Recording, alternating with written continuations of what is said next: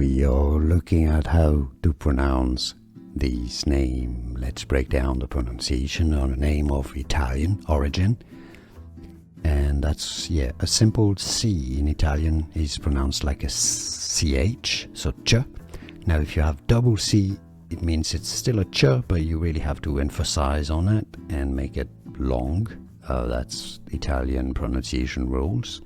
So in Italian, it's said as Ricci, Ricci. Yeah. In English, therefore, Ricci. It's easy, and now you know. We are looking at how to pronounce this name. Let's break down the pronunciation on a name of Italian origin.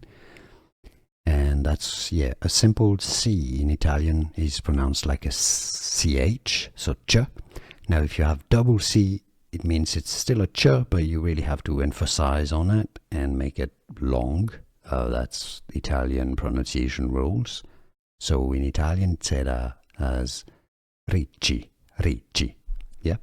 In English, therefore, Ricci.